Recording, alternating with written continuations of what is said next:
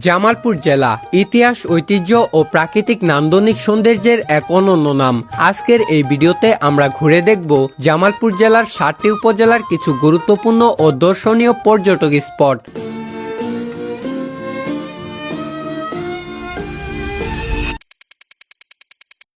প্রথমেই ডানগছ উপজেলা। এই উপজেলার উল্লেখযোগ্য পর্যটক স্থানের মধ্যে রয়েছে বাহাদুরাবাদ ফেরিঘাট, যা যমুনা নদীর অপার সৌন্দর্যে ভরপুর। এছাড়াও রয়েছে জিল বাংলা সুগার মিল, ডানগছ থানাঘাট, মালিয়া ইকো পার্ক সহ আরো বেশ কিছু আকর্ষণীয় স্থান, যা ভ্রমণ প্রেমীদের মন কাড়ে। দ্বিতীয় স্থানে ইসলামপুর উপজেলা। প্রাকৃতিক সৌন্দর্যের জন্য ইসলামপুর উপজেলা বিশেষভাবে পরিচিত।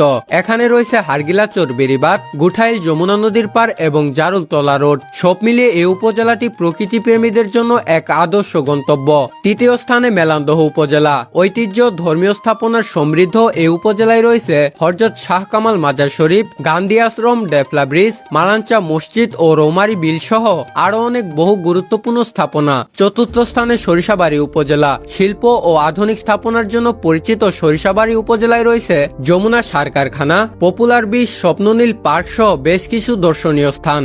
পঞ্চম স্থানে মাদারগঞ্জ উপজেলা। এই উপজেলার উল্লেখযোগ্য পর্যটক স্থানের মধ্যে রয়েছে মাদারগঞ্জ হাওয়াই রোড, খড়কাবিল, ঠাকুরবাড়ি মন্দির সহ আরো অনেক ঐতিহ্যবাহী স্থাপনা। ষষ্ঠ স্থানে জামালপুর সদর উপজেলা। জেলার প্রাণকেন্দ্র হিসাবে পরিচিত এই উপজেলায় রয়েছে Hazrat Shahjalal Mazar, Dayamoyee Mandir, Louis village resort and park, Ashek Mahmud college সহ আরো অনেক বহু গুরুত্বপূর্ণ স্থাপনা।